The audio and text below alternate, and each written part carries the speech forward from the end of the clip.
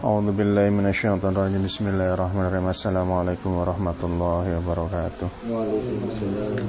Alhamdulillahirabbil alamin hamdan syakirin hamdan naimin hamdan yafina wa yabana ya min dzalika al-shaytanik. Allahumma shalli ala sayyidina Muhammadin wa ala ali sayyidina Muhammad. Allahumma shalli ala sayyidina salatan taftahu lana biha taysyir wa tahliku biha nababa syarri wa ta'syir wa takunu lana biha waliyya wa nasira ya ni'mal maula wa ya ni'man nasir bijahil basirin nadir wal qamaril muqtadir wa ala alihi wa sahbihi wa barik wa salim ajmain bibarakati wal karamati sultanul awliya sayyidina Syekh Abdul Qadir Jalani wa bi syafaati nabiyyina wa maulana Muhammad sallallahu alaihi wasallam biidznillah wa ridallah ya Allah ya lana kulli syai'in qadir ya kafiyu ya ghani ya fatah ya razaq. Alhamdulillah wa syukur wa la haula wa la quwwata illa billah. Alhamdulillah pada malam hari ini kita bisa jumpa lagi. Ini kajian alhamdulillah di bulan Ramadan. Semoga Allah senantiasa memberikan kepada kita kekuatan untuk bisa menjalankan ibadah puasa, diberikan kemampuan ya untuk banyak menjalankan ibadah-ibadah di bulan suci ini ya, bahwa bulan puasa bukan hanya masalah puasa saja tapi adalah tempat di mana kita beristirahat. Jadi bulan puasa adalah bulan istirahatnya badan kita selama 11 bulan ya, selama 11 bulan itu terutama perut kita yang menjadi sumber segala sesuatu permasalahan di tubuh kita itu berawal dari perut. Maka Allah sudah memberikan sebuah cara bagaimana ya perut ini yang tempat menyimpan makanan terutama ini adalah sumber dari segala penyakit. Ya, sumber dari segala penyakit diawali dari perut. Di mana perut ini adalah menampung berbagai macam makanan. Dan makanan, minuman itu bukan masalah gizi atau tidak gizi juga. Ya, makanan bergizi atau tidak bergizi itu bukan cuman itu yang ada di perut. Tapi Allah itu menciptakan yang namanya akal, menciptakan di akal ada mental, ada psikologis, di hati ada sifat, ada perilaku, ada syahwat, ada nafsu. Nah, itu semua terkait. Ketika makanan yang disambungkan yang dengan yang namanya hati, pikiran itu akan merubah segala hal. Contoh, makanan bukan masalah bergizi atau tidak bergizi. Kalau makanan bergizi banyak, daging babi juga ada gizinya. Tapi kalau dalam syariat agama, kenapa diharamkan? Itu kaitannya dengan iman. Ya, kenapa tidak boleh ini, kenapa makanan tidak boleh itu dan sebagainya. Itu semua saling terkait antara yang terlihat dengan yang tidak terlihat. Antara gizi dengan yang bukan gizi. Jadi yang bukan gizi itu bentuknya adalah energi yang akan mempengaruhi sifat dan perasaan kita. Sedangkan gizi berupa vitamin, mineral itu adalah untuk menghidupi dohir kita. Pada hakikatnya 11 bulan perut kita ini tempat menampung giling pabrik. Sebagai pabrik untuk ngolah bahan makanan sehingga jasad ini bisa bekerja. Tujuan utamanya dalam 11 bulan itu diberikan kesempatan perut kita untuk giling jadi pabrik adalah untuk menguatkan jasad agar mampu beribadah. Itu hakikatnya. Nah, akhirnya 11 bulan ini kita untuk apa? Ya kita sendirilah harus paham. 11 bulan itu buat apa perut kita gitu kan? Makan yang bagaimana, minum yang seperti apa? Imbang tidak dengan ibadahnya. Maka makanan itu hukumnya mubah. Kalau dalam hukum kan mubah makan. Mubah itu artinya ya dikerjain boleh, enggak juga enggak apa-apa gitu kan. Tapi makanan bisa menjadi wajib, bisa juga menjadi haram tergantung pada kondisi. Nah, jadi walaupun makan itu hukumnya mubah, mau enak mau enggak enak, intinya adalah hukumnya mubah. Tapi kalau kamu enggak kuat ibadah karena kamu enggak makan, maka wakam jadi wajib. 11 bulan loh kita itu diberi kesempatan untuk makan berbagai macam hal, minum berbagai macam hal, sehingga ibarat mesin itu harus ada turun mesinnya 11 bulan. Makanya 1 bulan ini dipakai untuk turun mesin, dikurangi, terutama di siang hari kita itu perut dibiarkan kosong agar perut ini bisa istirahat. Tapi tidak ada ceritanya ketika perut tidak istirahat kita itu lemes, itu tidak ada sebetulnya. Kamu tuh ya lemes. Catatannya adalah sudah sahur. Kamu sahur, ya makan biasa gitu, energi biasa, kalori terpenuhi 2000 sampai 2400 kalori lah ya. 2400 kalori. Itu mau sampai sore itu harusnya nggak lemes kamu. Kenapa harus lemes? Karena akalmu itu ya, di dalam perut kita itu ada namanya bioma. Bioma itulah yang akan mengingat menjadi yang namanya jam tubuh. Oh, kalau jam 9, jam 10 kamu sarapan, bioma itu ngingetin, lainnya sarapan. Kalau nggak direspon, bioma ini akan mengaktifkan saraf-saraf itu menjadi apa? Menjadi lemes, menjadi kendur, menjadi ini. Ini apa? Kamu rasanya lemes. Padahal itu adalah reaktif jam tubuh kita agar kamu itu makan dan minum. Maka biasanya orang puasa itu, baik itu puasa yang sifatnya wajib, ataupun sunnah, atau puasa tirakat, biasanya kan stresnya 3-7 hari kan. 3-7 hari bisa stres kamu. Makan, lihat makanan apa gitu, rasanya lihat kopi, lihat, padahal kesehariannya biasa aja. Kamu kalau nggak puasa, ini kan kita biasanya yang biasa tirakat. Kalau lagi nggak puasa, kamu ngurangi makan saja. Pagi saya nggak sarapan, makan-makan nanti sore gitu, masih bisa ngerokok, masih minum. Coba pas tirakat dipaksa kamu nggak makan dari pagi sampai sore. Itu ngelihat segala sesuatu tuh jadi nikmat bener, gitu loh. Itu bedanya kamu nahan mengurangi makan dengan puasa itu beda banget. Bioma dalam tubuh kita itu akan berperilaku beda. Makanya sebetulnya orang kalau sudah sahur, sudah 2000 kalori lebih yang diasup itu sampai sore kamu kuat. Karena jam tubuh kita inilah yang ngogrok, makan, bioma itu minta makan gitu loh. Kita nggak reaktif nih, nggak ngasih makan. Akhirnya apa? Saraf semua itu ngikut. Akhirnya apa? Rasanya lemes, gemeter gitu. Padahal itu jam tubuh aja yang kerja. Kalau kamu tahan 7 hari, nanti biasa, bioma akan tahu. Bioma akan merubah pola jam. Oh, ternyata dalam 1 minggu, ternyata itu makannya itu bioma jadi tahu, makannya maghrib toh. Makanya itu antara maghrib sampai subuh. Akhirnya apa? Bioma ini akan mengingat kembali, dirubah polanya. Ya, kalau sudah 1 minggu biasanya, kamu nggak makan sahur saja, biasanya biasa aja. Sampai sore juga biasa nanti. Nah, itulah akhirnya. Jadi, selama ini, secara tidak langsung puasa itu yang ngajarin bioma dalam tubuh kita untuk merubah jam tubuh kita agar kita ini menjadi lebih rileks. Siang hari perut itu udah istirahat, nggak giling apa-apa. Anteng kan? Nah, ketika dia sedang anteng, maka terjadi pertumbuhan sel-sel baru. Sel-sel yang lama rusak itu terus hilang. Terus kemudian diganti yang baru, istirahat baru malam hari. Nah, cuman kita masalahnya malam hari itu akhirnya dendam. Nah, ini yang sebenarnya nggak boleh. Pokoknya orang itu kalau udah sore gitu ya, nguber takjil, ngelihat bakwan, oke, ngelihat es, oke, pengen ini, pengen itu, buahnya, barang sudah disanding banyak, kamu makan satu saja, kenyang. Nah, bioma itu hanya butuh makanan masuk saja, nggak perlu rasa. Ingat, nggak perlu rasa bioma itu. Dalam tubuh kita itu, bioma itu sejenis kayak bakteri, tapi itu bukan bakteri, sejenis bakteri dalam perut kita yang akan selalu merespon jam tubuh kita. Dia tidak perlu makanan enak, tidak perlu makanan ini, pokoknya nggak perlu makanan enak. Yang penting perut kamu keisi saja.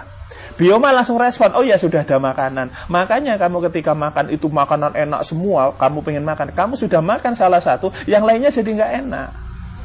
Makanya kalau pas kamu puasa, pas buka, nggak usah dendam, cukup satu saja yang kamu pilih, air putih atau makanan apa, misalnya gorengan aja, bakwan atau tahu atau atau buah, udahlah makan, nanti lo biasa.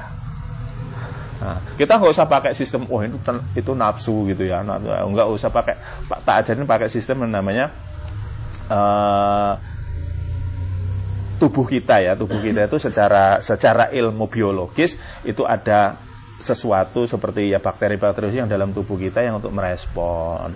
Makanya jangan heran kalau sudah ada bubur kacang hijau, ada es, ada gorengan, ada makanan banyak di meja gitu, ada buah. Nah, cukup ketika 1 atau 2 makannya masuk di perut, bioma langsung respon, ada makanan, ya sudah. Akhirnya apa? Jam tubuh dirubah. Semua energi tubuh kita, udah dapat makanan, udah gitu, ya sudah. Paling hanya tinggal makanan ini enak, kamu gasak terus sampai ke kenyang. Akhirnya makanan yang lain nggak kerasa. Jadi teknik bagaimana kita merubah pola jam tubuh kita itu adalah dengan cara puasa. Dan ketika berbuka itu kurangi, jangan makan banyak. Pertama itu harus minum air anget ya, jangan air es. Jadi tubuh itu nggak siap kalau kamu tiba-tiba memang seger itu kan, seger itu apa ya, sebuah rasa kayak adrenalin dalam tubuh, enak seger gitu, tapi perut itu nggak siap. Udahlah air anget dulu, es itu nanti gitu ya. Air anget dulu minum 1 gelas gitu ya, atau air yang sifatnya dingin bukan kulkas, ya udah air biasa gitu. Udah minum sudah, biar baru makan. Makan yang anget lebih baik. Ya. Karena yang makan yang manis-manis dulu sunahnya ya, yang manis-manis karena itu butuh energi kan, gula untuk kalori. Terus kalau sudah makan, sholat ya sudah. Makan nanti paling jam 9, jam 10 kan baru makan nasi. Sebetulnya sih kalau udah buka makan itu ya nggak perlu makan nasi sebetulnya loh. Ya cuman itu tadi, akhirnya di kebiasaan kamu jam 10, jam 9 makan nasi, kalau nggak itu nggak bisa tidur. Hanya buka, sudah makan, takjil, malamnya makan nasi, sahurnya masih makan pula. Oke, untuk malam hari ini kita mau mengkaji, ini ada pertanyaan sih di DM ya, di DM. Saya bahas pertanyaan itu yang kaitannya dengan masalah ketauhidan. Kalau nggak salah nih pertanyaannya udah tak jawab sih. Ini Mas dari Magelang. Magelang apa Malang itu nanya, Pak, bagaimana kita itu, maksudnya itu agar kita mau ibadah ke Allah itu tuh gimana caranya gitu loh, maksudnya itu mengenal Allah itu gimana caranya gitu maksudnya. Intinya tuh begini, bagaimana nanti kaitannya adalah bagaimana ibadah kita tuh enteng benar-benar yakin kita tuh nyembah Allah gitu loh. Jadi pertanyaan adalah bagaimana kita itu bisa meyakini bahwasanya kita itu kenal dengan Allah itu gimana. Nah jadi kalau masalah ketauhidan seperti ini, ingat bahwasanya Islam itu agama ummi, kan pernah dengar ya, Islam itu agama ummi. Umi itu apa sih maksudnya? Umi itu bukan perempuan loh ya, maksudnya umi itu adalah lugu. Lugu itu gimana kalau maksudnya? Islam itu agama lugu. Lugu itu ibarat orang itu terlalu kayak gini, orang kampungan banget gitu ya. Pokoknya nggak modern lah, itu nggak modern, pola pikirnya nggak neko-neko, nggak aneh-aneh. Ya lugu itu ya lugu lah maksudnya. Bahasa lugu itu orang yang tidak terlalu pikirannya dibebani dengan banyak hal, itu jadinya orang lugu. Contoh orang kayak Supri misalnya, kan Papua kan ya priwe awakmu ora tau mudun, kan lugu jadine kan. Lugu gitu. Jika kita, makanya itu ya, saya itu sangat kagum sekali dengan Rasulullah itu, bahwa Islam itu agama ummi. Itu saya pikir-pikir iya ya. Kalau memahami Islam itu dengan cara lugu, nyaman kok, benar aja. Maksudnya gini. Pahami Islam dengan cara yang paling lugu. Ibaratnya kamu ini orang yang ngerti apa-apa, meyakini sesuatu dengan keluguan. Contoh keluguan begini nih. Contoh, kamu jalan-jalan, di tengah jalan itu ketemu yang namanya kotoran sapi, letong lah ya. Ketemu letong. Itu mbok orang kampung, mbok orang gunung, mbok orang apa-apa tuh mikirnya kayak gini. Oh, namanya ada letong mesti ada sapinya. Itu kan, itu pernyataan lugu loh ya, maksudnya itu murni lugu. Ketemu lagi misalkan ada kotoran ayam, tai kotok misalkan, namanya kotoran ayam ya mesti ada ayamnya. Lugu itu namanya, lugu ya. Terus apa hubungannya keluguan ini dengan ketauhidan? Coba bayangkan, kita kiaskan begini. Kamu melihat, nggak usah jauh-jauh lah, melihat apa yang ada di depan kita saja. Ada bumi saja yang kita injak. Lawong barang ada bumi, ya mesti enak sing gawe. Kan gitu dah. Ngelihat matahari ono, ya mesti enak sing gawe. Bulan ada, pasti ada yang bikin. Ini namanya lugu loh kamu itu, lugu. Seperti halnya tadi, ada kotoran sapi, berarti ada sapinya, itu maksudnya. Ada ibarat lagi, ada asap berarti ada apinya kan loh. Itu berarti pernyataan lugu. Nah, itu juga sama. Ulung bumi kita pijak ini ada, ya berarti mesti ada yang nyipta. Terus apa yang nggak lugu? Nah, orang menjadi nggak nyaman dengan dirinya itu ketika otaknya itu keluguan itu hilang. Contoh, para ahli sains itu orang yang keluguannya hilang. Orang berfilsafat keluguannya hilang. Karena apa? Seolah-olah dia ingin mencari sebuah kebenaran dengan bukti, dengan pembuktian. Orang lugu nggak perlu bukti, tapi nggak bisa dibantah. Nggak bisa dibantah. Nih contoh, ada kotoran sapi, pasti ada sapinya. Walaupun kamu ngomong, kamu nggak ngerti sapinya siapa yang buang kotoran situ kan, nggak perlu kan? Tapi kamu yakin itu ada sapinya kan? Nah. Tapi ketika orang yang tidak lugu mikir, ini kok ada kotoran? Ini kotoran apa? Kotoran sapi. Dicari sapinya. Sapi itu seperti apa? Kayak mana? Bentuknya seperti apa? Jadi dia ingin pembuktian. Ingin pembuktian bahwasanya kalau ada kotoran sapi, dia harus tahu bentuk sapinya. Dia harus tahu melihat secara langsung, mungkin meraba langsung, melihat secara langsung. Ini sudah keluar dari keluguan. Padahal orang yang nggak perlu mencari itu saja sudah benar. Ada kotoran sapi, pasti ada sapinya. Itu sudah benar, nggak usah dicari sapinya, udah benar. Mungkin orang akan bilang gini, ya kan kita udah pernah lihat sapi, Pak. Makanya kita bisa ngomong kan, ya kan? Kamu kan udah pernah lihat sapi, berarti kamu ya sudah pernah lihat sapi, kamu bisa ngomong itu kotoran sapi. Saya kan belum pernah lihat, saya perlu bukti dong. Mungkin kayak gitu tuh bahas ya. Jadi kalau ada orang percaya begini, iya kamu sudah pernah lihat sapi, makanya kamu bisa ngomong ini kotoran sapi. Loh, kamu kok nggak percaya saya ngomong? Kamu tahu saya itu pernah lihat, ngapain kamu nggak percaya saya? Paham nggak? Contohnya nih, contohnya Sandi. Saya bilang, San, ini kotoran sapi. Nah, Pak Sandi belum pernah tahu. Wah, sapi itu kayak mana loh Pak, bentuknya kayak gini. Ya bentuknya, ya pokoknya sapi itu ada sapinya. Ah, nggak mungkin. Karena belum pernah lihat sapi. Ini apa? Ini kotoran apa? Bentuknya kayak gini, ini apa? Saya kasih tahu, ini kotoran hewan namanya sapi. Loh, kamu nggak percaya? Saya nggak percaya kalau nggak lihat sendiri.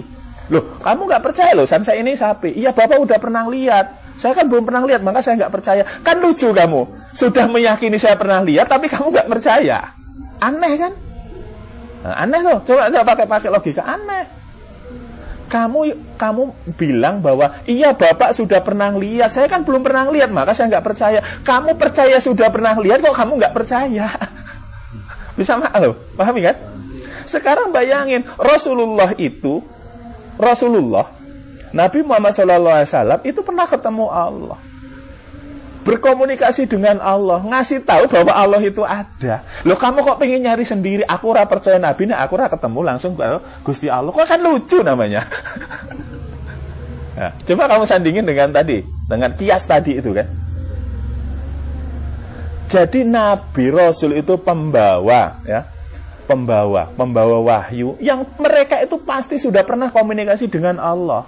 Maka kamu nggak perlu nanya Allah seperti apa, bentuknya apa. Kamu kalau sudah percaya dengan yang membawanya, ya sudah percaya. Itu namanya lugu, ummi namanya. Nggak perlu kamu nawa. Oh gini. Beda dengan orang ateis, bisa dengan filosofi nyari kebenaran versi dia. Apakah orang yang ummi itu salah? Enggak, pasti benar orang ummi tadi. Contoh bahwa tadi kotoran sapi itu pasti ada sapinya. Kamu nggak percaya, nyari sampai ketemu. Akhirnya ketemu, iya bener ini sapi. Loh kan kamu nyari udah kemana-mana, bener saya loh udah dari awal ngomong, gitu kan? Yang lugu lebih menang. Akhirnya itu sebenarnya nyaman orang. Kembali ke kias yang berikutnya. Bumi ini ada, mesti ada yang ngadain. Matahari ada, pasti ada yang ngadain. Bulan ada yang ngadain. Kita ada, pasti ada yang ngadain. Ketika kamu percaya itu, sudah putus saja di situ. Karena tidak mungkin, hukum alam itu tidak mungkin sesuatu yang tidak ada bisa menciptakan keadaan. Sesuatu yang tidak ada memunculkan yang ada, itu nggak ada. Coba di dunia ini cari ya, teori untuk fisika entah dan sebagainya yang menyatakan bahwa sesuatu itu bisa ada karena ketiadaan. Nggak mungkin ada. Sampai hari ini itu selalu disangkal oleh hukum fisika. Hukum sains itu selalu menyangkal, nggak mungkin sesuatu nggak ada. Kalau sampai ada sesuatu itu bisa muncul ada, maka banyak orang akan ngaku, wah, Mas, gelas ini tahu-tahu udah ada di meja saya. Oh, nggak mungkin, itu pasti ada yang buat. Kamu aja menyangkal loh. Menyangkal sampai kamu meyakini bahwa gelas ini pasti ada yang bikin. Lah gelas barang mati loh kayak gini. Ya kan? Gelas barang mati nggak bisa ngapain, dipecah juga diam. Lah kamu kita manusia yang hidup, ya yang bereproduksi, yang begitu rumit dalam diri kita, kok nggak ada yang bikin, kan aneh. Tapi ilmu sains itu lucu. Orang sains itu ya lucu. Dia meyakini bahwa iya, sekarang itu orang sains itu tidak selamanya ateis. Ateis itu dalam artian begini loh. Iya, bumi ini, jagat raya ini ada karena memang ada yang mengadakan. Tapi mereka hanya bilang, saya tidak percaya bahwa Tuhan yang disembah agama-agama itu yang menciptakan, gitu loh maksudnya. Jadi orang sains itu meyakini, mempercayai bahwa jagat raya ini memang ada yang ngadain. Mereka nggak bilang Tuhan, tapi apa? Sesuatu yang cerdas namanya. Ya, sesuatu yang cerdas. Berarti sesuatu yang cerdas inilah orang-orang sains menyatakan sesuatu yang cerdas, kita umi. Lah ya iku lo Tuhan, ngono maksudnya. Orang sains itu masih mencari yang cerdas itu siapa. Kita udah dari dulu meyakini lah itu Allah. Gitu loh maksudnya. Sampai hari ini para sains nggak ketemu. Kalau ketemunya itu nanti. Ahli sains itu di dunia ini mencari siapa yang cerdas itu berdasarkan hukum alam, yaitu harus terlihat, tersentuh, terdengar dan sebagainya. Itu nggak mungkin bisa melihat kecuali nanti ketika apa? Dia masuk satu gerbang, yaitu gerbang kematian. Baru mereka akan sadar di situ. Maka kita nggak, orang Muslim tidak seperti itu. Ya. Jadi kalau kita itu meyakini Allah dengan cara ummi saja, dengan cara yang sederhana saja, ya nyaman. Tapi kadang nafsu kita, ego kita, akhirnya berfilsafat itu tadi. Kalau nggak melihat langsung, kalau nggak merasa langsung, kalau nggak seperti ini, kalau nggak kamu itu berpengalaman langsung dengan bendanya, kamu nggak percaya. Ya itu tadi, gambaran kias-kias sebelum lah ya, harus kalian pahami. Terus ngapain kamu puasa? Ngapain kamu sholat? Orang umi gampang, ya. Wong lugui gampang. Kamu sholat ngapain? Ya. Wa aqimus sholata wa atuz zakata warka'u ma'arufin. Tunaikanlah sholat, tunaikanlah zakat. Lah wong aku yakin sing gawe yang bikin dunia ini Allah, maka apa yang diperintah Allah ya saya turut. Kalau orang yang berpikir wah filosofi lagi nih, sholat, apa fungsi sholat? Apa fungsi puasa? Didedar dan sebagainya. Itu kakek gawe sebetulnya. Tapi itu nggak salah loh, ya nggak salah.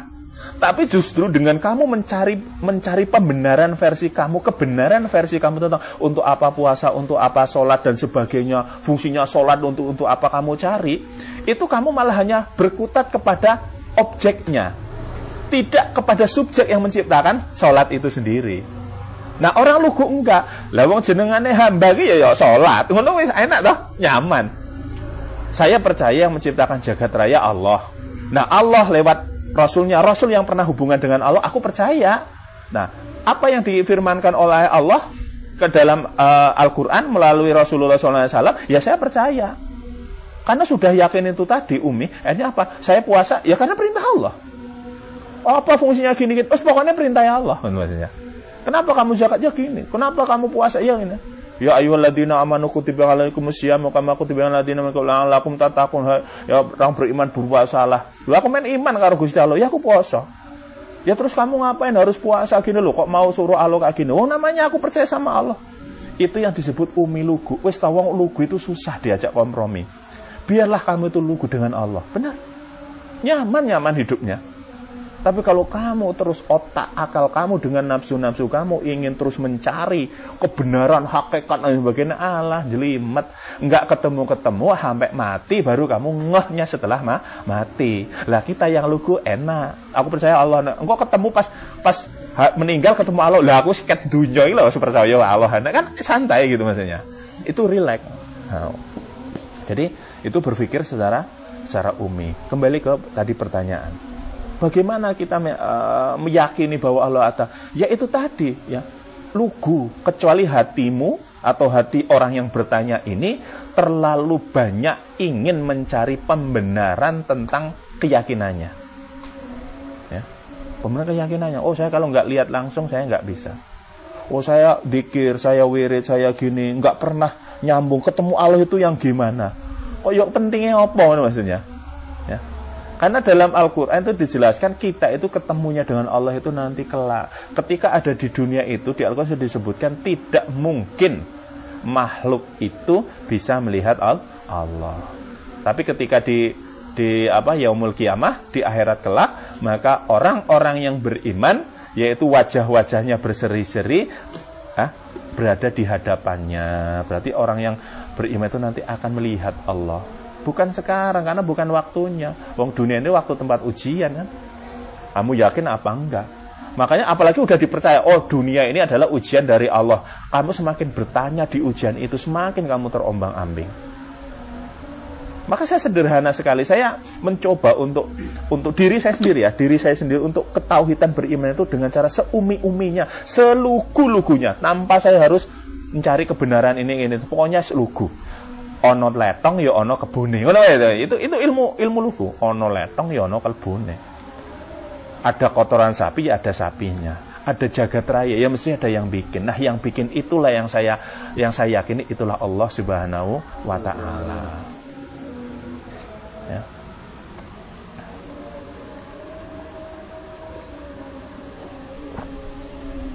Terus ibadah buat apa? Puasa.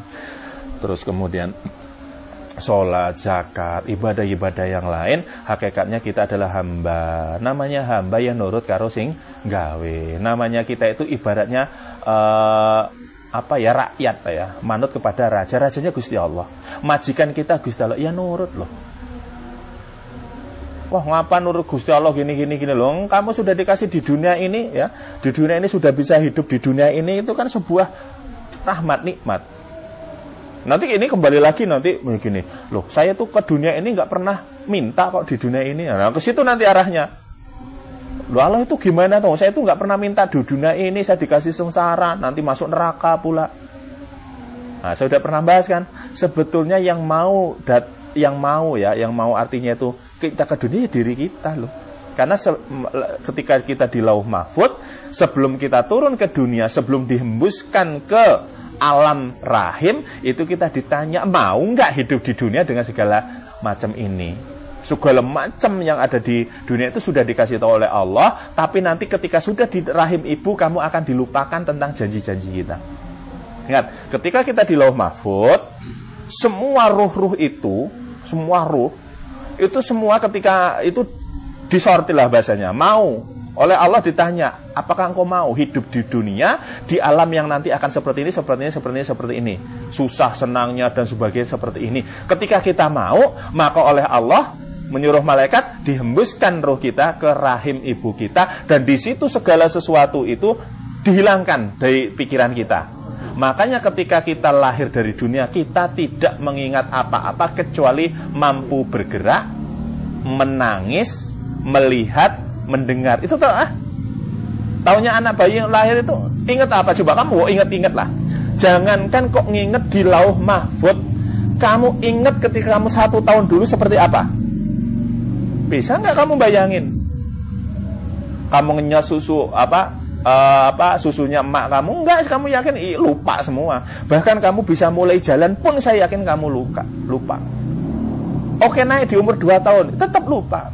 Kita itu mampu mengingat dengan baik itu ketika umur di atas balita, itu mengingat dengan baik di umur itu. Apalagi ketika sekolah nih ya, mulai dari TK, saya yakin kamu masih ingat.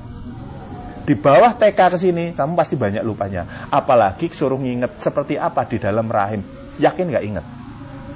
Itu sebagian dimana ketika ruh kita itu di Lauh Mahfud sebelum diturunkan ke rahim ibu, itu daya ingat kita semua, perjanjian kita dengan Allah ketika sebenarnya itu dihapus. Suatu ketika nanti ketika kamu protes, ya Allah saya itu tidak ingin ke dunia ini, kenapa engkau masuk ke dunia gini kayak gini, disetel lah CCTV-nya. Setel loh, kamu lo dulu tuh tak tanya gini. Nah, jadi kadang ada orang yang janggal, artinya merasa kita itu tidak pernah ingin dilahirkan. Ada orang itu kayaknya nggak pernah ingin dilahirkan. Dia nggak tahu karena dia telah dihilangkan. Makanya sekarang diingatkan bahwa kita semua di Lauh Mahfud itu pernah berjanji ke Allah untuk siap hidup di dunia sampai batas waktu tertentu. Sebetulnya kita tuh ya tahu batas kita itu kapan kematian kita, ya tahu, dikasih tahu. Cuman karena kita ketika di masyarakat dihilangin semua. Kamu hidup kaya mau miskin itu tahu kamu aslinya. Kita tuh aslinya pasti tahu. Tapi kalau sampai ingat itu bahaya gitu loh. Masih kecil bayi gitu, tangannya bukannya nangis malah langsung kerja nganggo pacul kan, kacau. Ya, baru lahir bukannya nangis malah ketawa cengenges ya. Bedanya sama dukunya kabur, tahu anak bayi lahir masa ketawa cekikian gitu kan. Jadi kembali tadi ya bahwasanya untuk bertauhid ke Allah, maka cara terbaik adalah bersifat ummi, selugu-lugunya, tak perlu banyak tanya. Majikan kita itu akan sangat respect, akan sangat menyayangi kita ketika kita diperintah itu tanpa banyak tanya. Logikanya, kamu jadi majikan, ya, punya anak buah, namanya Bejo misalkan. Jo, tolong angkut nih pasir, tolong bawain pasir itu ke dalam. Pasir yang mana Pak? Yang itu. Buat apa Pak? No. Pasir ini kan, wah banyak tanya. Aku mesti jengkel tadi majikan. Ya. Jadi yang lugu malah enak. Jo, jumene pasir siap. Wah langsung grutuk. Jo tukane rokok siap. Apa-apa siap. Maunya dilakuin enggak. Majikan punya karyawan, punya pembantu kayak gitu. Saya yakin paling disayang majikan yang enggak banyak tanya. Apa? Pembantu enggak banyak tanya, tapi kerjanya oke. Ya gitu aja kita. Kita itu bawanya pembantu lah ya. Majikan kita Allah nyuruh ya. Waqimus shalah wa atu zakat. Oke, siap. Salat, zakat. Ketika ditanya, "Apa kowe salat?" Majikan sing ngongkon. Lah fungsinya untuk apa? Majikan sing ngongkon. Itu maksudnya.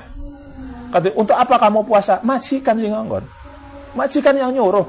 Terus kamu kok bodoh amat disuruh nggak tahu maksudnya. Loh, maksudnya yang tahu majikannya bukan saya. Kamu tuh nggak perlu tahu, yang tahu itu untuk apa adalah majikan kita kan? Nah ya, lah ngapain saya perlu tahu? Saya ini disuruh majikan. Ya kamu harusnya tak. Nah itu orang yang ngotot karena nafsu. Ya kalau disuruh majikannya manusia, oke lah ya, disuruh majikannya kamu agak bangil. Ini Gusti Allah yang nyuruh, banyak tanya. Makanya orang lugu, pembantu lugu itu pasti lebih disayang oleh majikan. Awet biasanya, uripe ya awet maksudnya. Pembantu kakeknya itu pecat karo majikannya. Pembantu disuruh banyak membangkil gini. Disuruh apa? Ngambil ini, disuruh ngambil itu, disuruh ke sana, disuruh ke sini. Enggak mau. Pecat kowe dadi anu. Lah kalau Allah yang mecat, lah mati ya. Ya. Dipecat berarti punya pembantu ini, punya hamba susah amat, pecat dadi hamba. Lah kalau dipecat dadi hamba terus kowe dipindah ora masalah, dipecat sak nyawane dijaluk lah piye. Sak nyawanya diminta. Nah, itu jadi keumian atau keluguan kita itu justru malah kadang benar di mata Allah Subhanahu wa taala, tidak perlu tanya. Ya ini yang akan menjadikan kita itu kadang kita terlalu ingin cerdas. Wah, intelektualitas kita tinggi karena kuliah tinggi kayak gini, mempertanyakan tentang perintah-perintah Allah. Ya bagus aja, nggak salah. Ya, selalu mempertanyakan sholat untuk apa, zakat untuk apa, puasa untuk apa, haji itu ngapain, cuman muter-muter kotak warna hitam gitu kan? Untuk apa, untuk gini, untuk apa gitu. Kalau kita yang lugu, ngopo haji, perintahnya majikan gitu kan? Untuk apa zakat, perintahnya majikan. Apa sholat majikan, pokoknya apa majikan. Siapa majikan Gusti Allah? Enggak penting gitu kan. Selama di situ sudah jelas wa aqimus shalat wa atu zakat ya, rukun iman, rukun Islam. Makanya ada namanya akidatul awam. Akidahnya orang-orang awam. Itu akidahnya orang-orang lugu loh. Kalau kamu bahas akidatul awam kan lugu. Oh, kamu percaya itu sudah. Tapi ketika agama itu dipahami oleh orang-orang yang katanya berintelektualitas tinggi, agama itu menjadi seperti sulit. Kayaknya kok susah amat sih beragama gitu ya. Ya itu karena banyak orang pintar. Banyakan orang pintar bahas ini, bahas itu.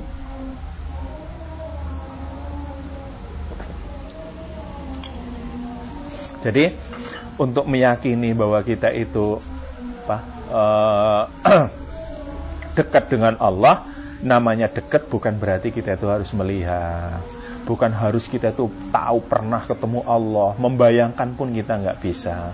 Hanya kita berteori orang awam, yaitu kalau tidak ada kotoran hewan pasti, kalau ada kotoran hewan pasti ada hewannya. Seperti itu juga ada jagat, ada kita ini pasti ada yang bikin. Siapa? Allah. Udah, itu saja.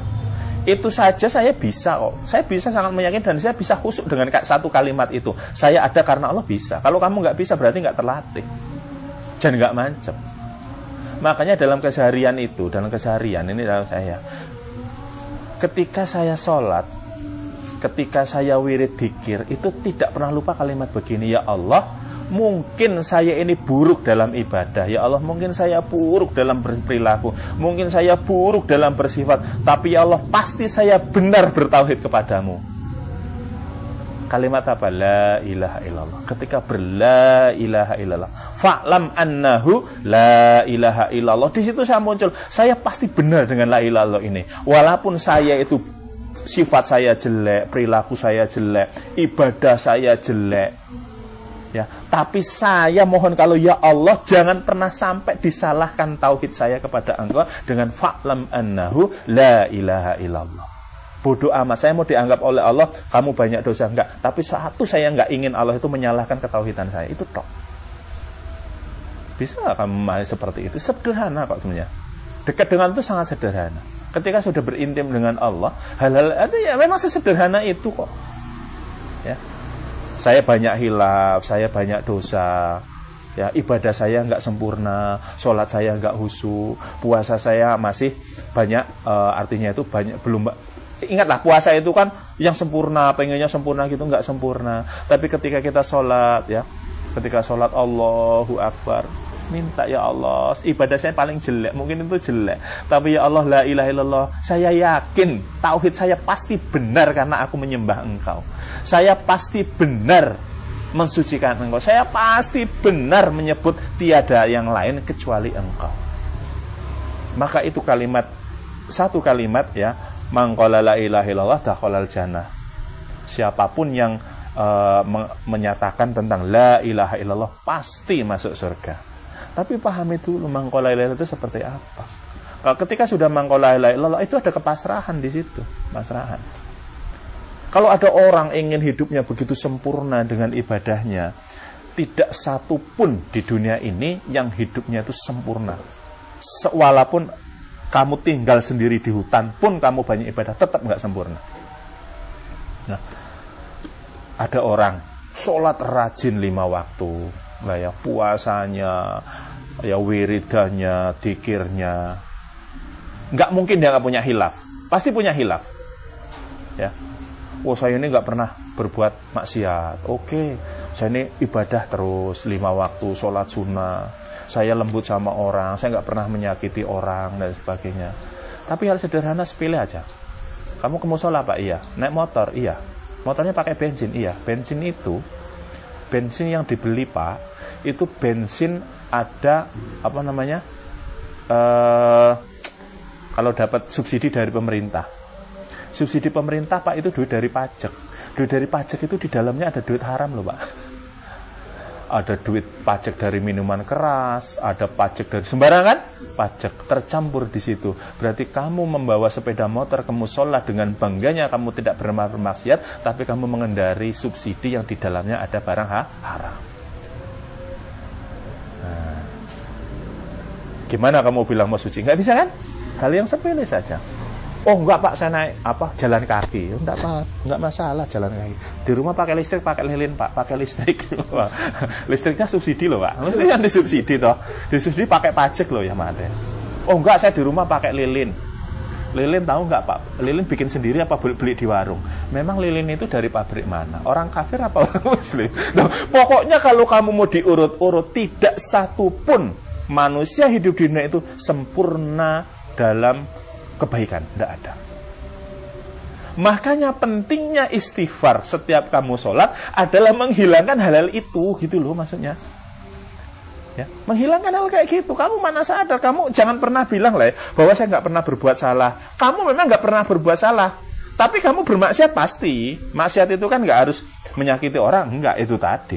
Kamu menggunakan motor BBM-nya subsidi itu ada barang haramnya, listrik kamu beli, kamu belanja, ya. Oke, di rumah nggak pakai listrik, nggak pakai motor, baca Quran pakai HP.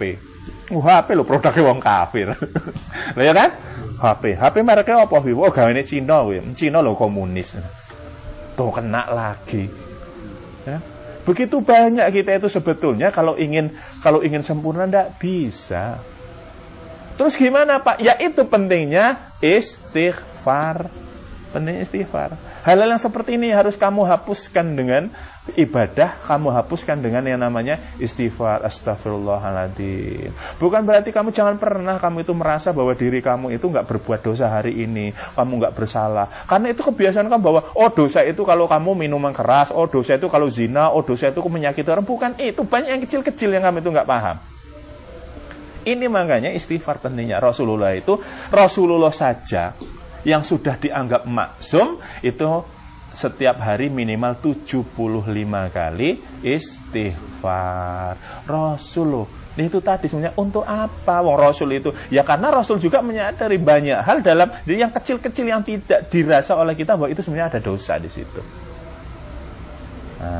Tapi tidak semuanya namanya hilaf itu harus istighfar. Hilaf itu nggak harus istighfar. Hilaf itu bisa ditutup dengan yang namanya ibadah. Kamu sholat, ya, entah itu sholat wajib, sholat sunat, kita bersedekah, beramal soleh, itu bisa untuk menutupi itu. Nah, jadi kalau di dunia ini mau cari orang benar-benar sempurna, tak satu pun ada orang sempurna di dunia ini. Karena hakikatnya seseorang bisa hidup kadang ditopang oleh barang-barang haram.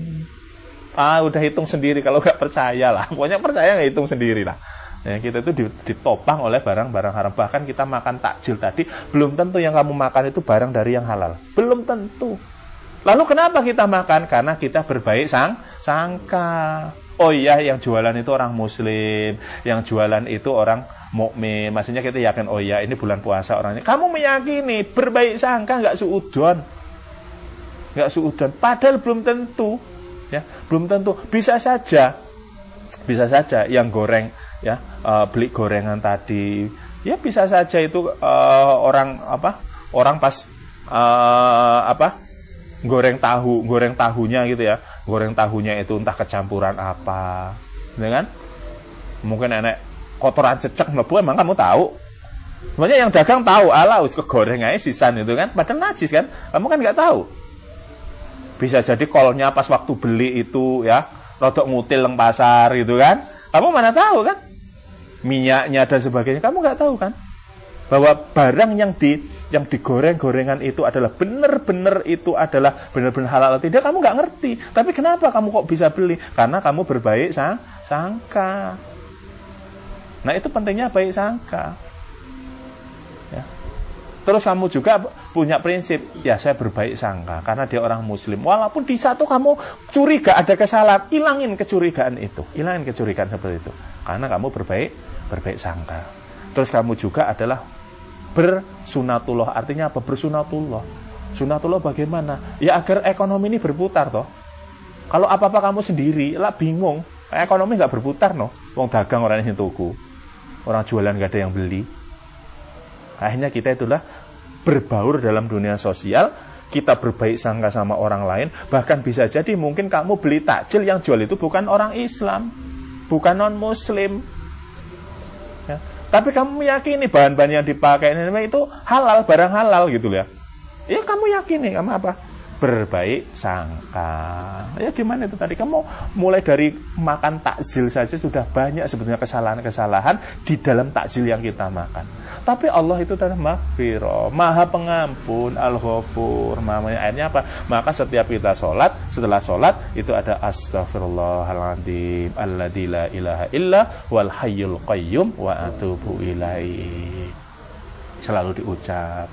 Ya Allah, saya mohon, saya mungkin itu tadi, ya Allah, saya itu nggak sempurna.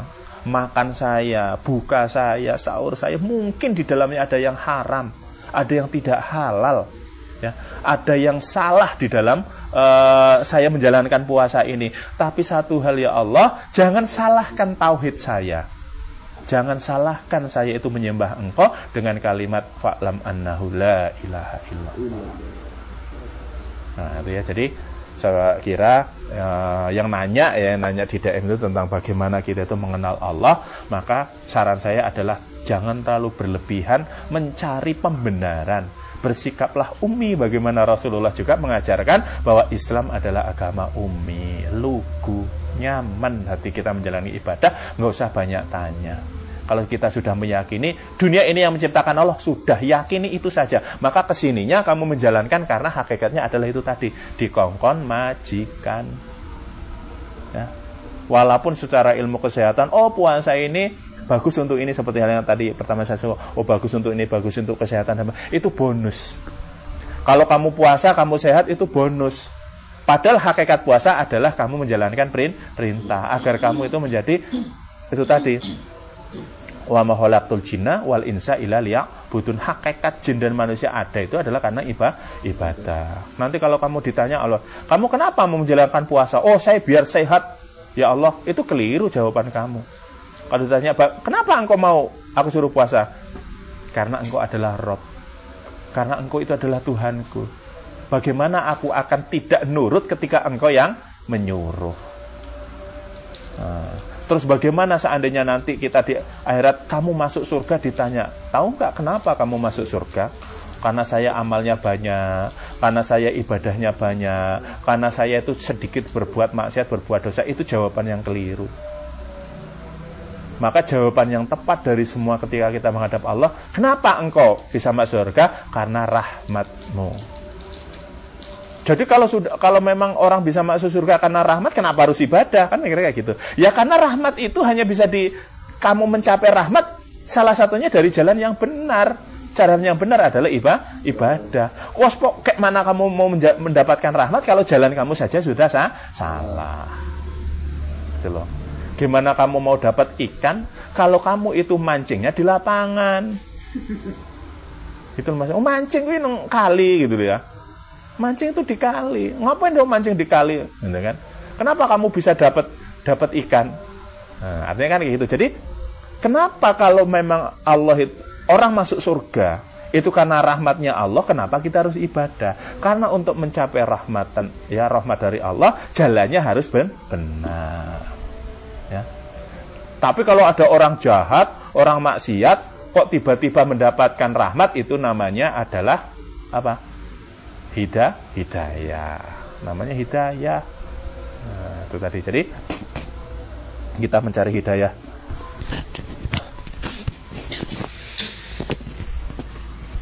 Jadi di bulan puasa ini termasuk kita itu mohon ridhonya Allah, mencari rahmatnya Allah, sehingga seandainya asbab karena kita ini puasa kita, sholat kita, zakat kita, ya, ibadah-ibadah kita itu menjadikan kita masuk surga, itu asbab karena rahmatnya Allah dari ibadah-ibadah kita.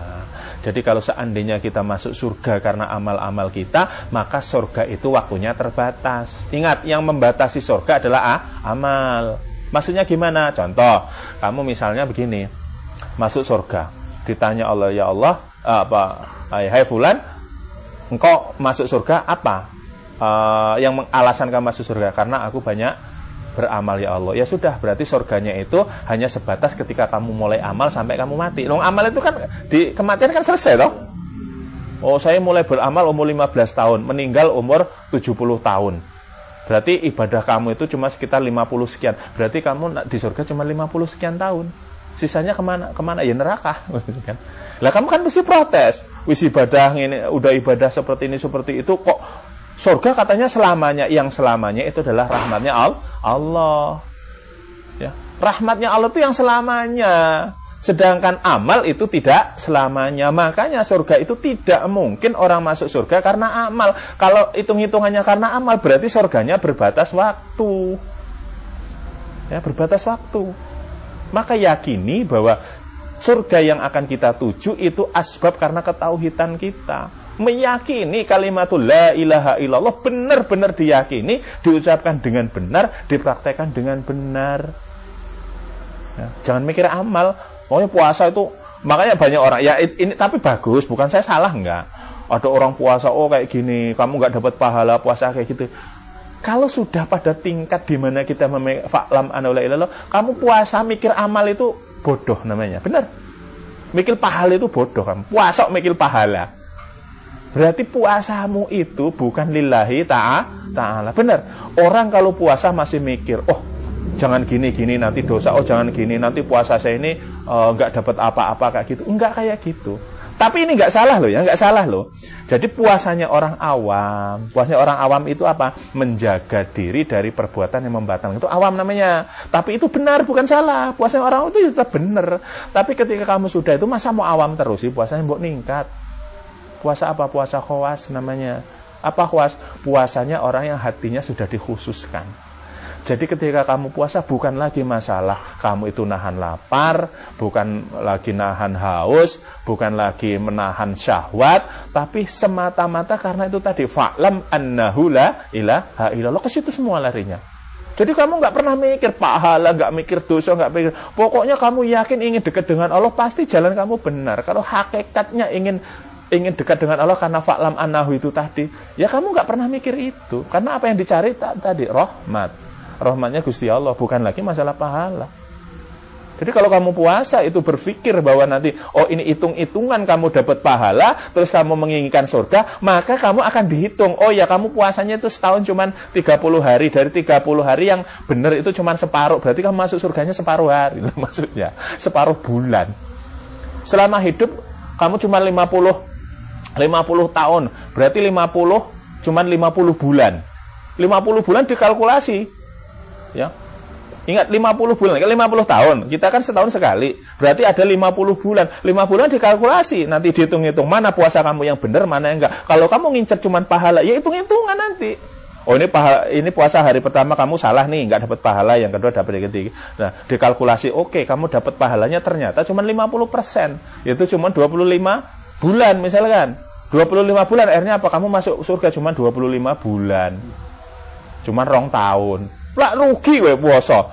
Wis puasa kesel-kesel, wis pengen surga, ya ketemu bidadari gorong tahun. Nah, makanya itu tadi dirubah karena ingin mencari rahmatnya Allah. Jadi hilangkan masalah pahala. Tapi untuk orang-orang awam itu bagus untuk melatih diri bahwasanya oh saya puasa karena mencari amal agar kamu berbuat baik. Oh saya puasa agar tidak berbuat dosa, berarti kamu menghindari maksiat. Ya itu bagus, bukan salah. Tapi masa sih dari dulu kamu harus awam terus? Ya mbok ningkat lah wong sekolah we munggah kelas, mosok kowe ibadah ora tau munggah kelas.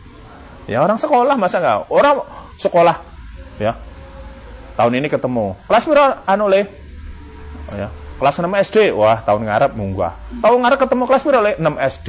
Nganti 10 tahun kelas 6 terus. Wong itu berarti janggal. Kok kowe kelas 6 terus ora munggah-munggah ya Allah wis nganti brengosen gitu kan. Wis kumisen rambutnya dawa wis misalkan. Ojo panggah kelas 6 wae. Kok ora isin. Enggak malu tak enggak naik kelas. Maka ibadah juga ditingkatin. Tahun kemarin kayak gitu, sekarang tingkatin. Ya yang ditingkatin apa? Pola. Bukan puasanya tetap sama, puasanya sama loh. Pola hati, ya. Iman kamu itu dipolahkan. Yang dulu ya hanya semata-mata menjaga maksiat, menjalankan yang wajib karena semata-mata ingin mencari amal, pahala. Sekarang dirubah. Saya menjalankan ini karena rahmat.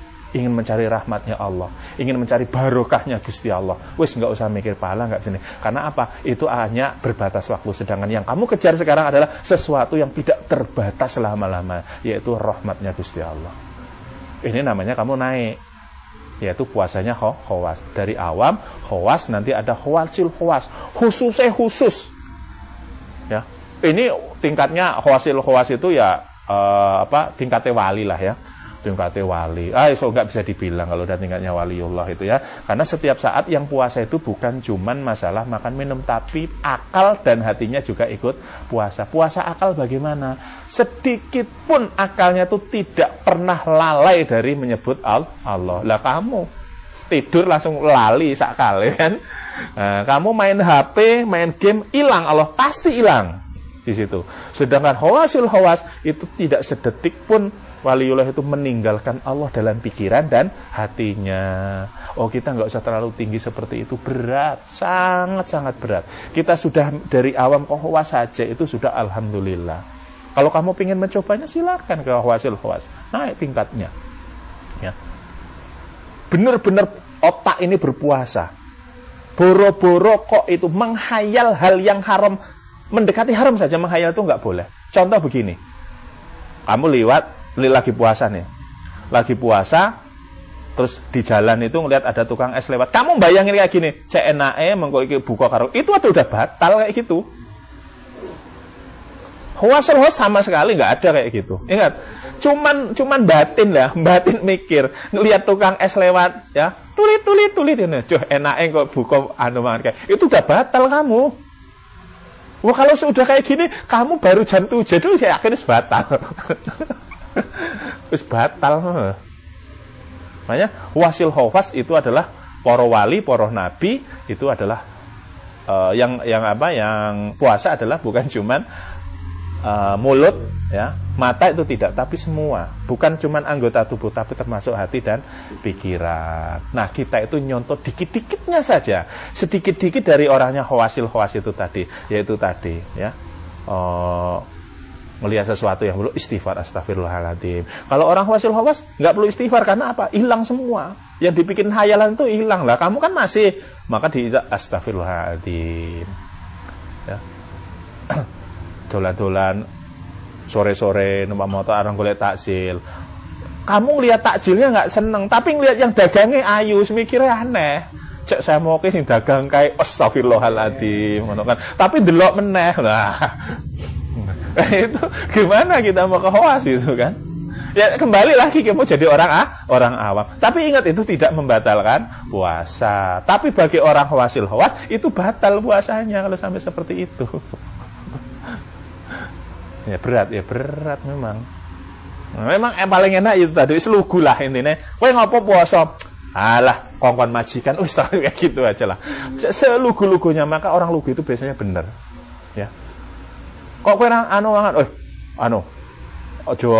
ojo ndelok wong edok puasamu enggak dapat pahala ngono. Itu awam.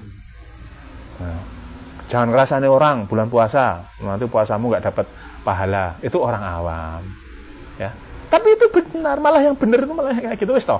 Banyak lugulah dalam kita beribadah. Enggak usah terlalu tinggi, punya harapan tinggi, pengen coba pada tingkat yang lebih tinggi, malah di tengah jalan itu malah ambruk sendiri. Ya. Jadi untuk malam ini mungkin kiranya itu yang dapat saya sampaikan. Semoga ada manfaatnya lah ya. Saya hanya mengajak untuk semuanya, ayo kita rubah di Ramadan ini lebih baik dari Ramadan kemarin. Terutama adalah mempolakan dalam diri kita bahwa puasa ini bukan semata-mata menahan lapar, menahan ini, tapi ingin kita adalah mencari rahmat. Pahami fa'lam annahu la ilaha illallah, bahwa kita puasa adalah semata-mata sebagai seorang pembantu yang ikuti apa kata majikan, yang tanpa ada protes sedikit pun, kata-kata yang membantah pun tidak ada. Apa kata puasa? Puasa. Wis lakoni, gitu kan. Ada orang yang nggak suka puasa, biarin. Ada orang yang ngolong, ya udah biarin. Maunya kamu senang aja dengan Ustaz, senang-senang gitu aja. Dengan Allah senang, dengan Allah itu ya nikmat gitu, nyaman dengan Allah, udah seperti itu. Nggak perlu ada pikiran-pikiran ingin mencari sebuah pembenaran yang justru malah nanti akidah kamu malah tergoncang di tengah jalan. Ya mana namanya manusia lah ya, namanya manusia. Selama kita itu masih ada hilaf, ya itulah kita manusia. Tapi kalau kita tidak hilaf juga salah. Kenapa? Ada seorang wali pernah minta berdoa ke Allah, ya Allah, jadikan aku ini orang yang alim, orang yang terbebas dari dosa, tapi tidak dikabulkan oleh Allah. Apa jawaban Allah? Kalau seandainya aku mau mengabulkan permohonanmu, maka di mana sifat ghafurku? Jadi adanya dosa, itu kamu jangan membenci dosa, tapi kamu nggak boleh melakukan.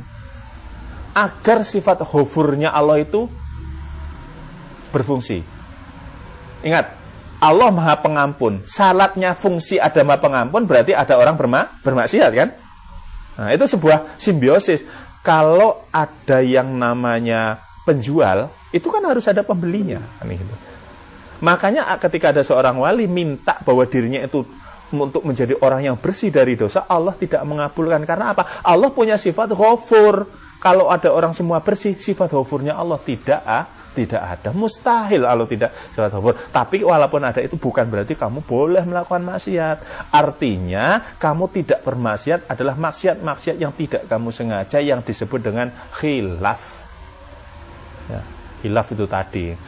Ya, hilaf ya contoh tadi lah, yang kecil-kecil. Beli takjilnya nggak enak tapi yang dagang cantik. Sekolah ngerasane. Itu kan namanya hilaf, manusiawi lah ya, manusiawi. Kamu ngomong nggak keceplosan rada kasar sama orang, lagi duduk-duduk ngobrol-ngobrol kok rasane orang, itu hilaf namanya. Yang nggak hilaf kayak gini, wudu pas panas-panas, kumur-kumur gitu kok. Aduh hilaf, tapi wis telung teguk ngono kan. Wah, kumur-kumur tenggorokan kering, leguk udah 3 tegukan, itu nggak hilaf sengaja namanya. Terus dalam bulan puasa juga amal-amal soleh ya, terutama adalah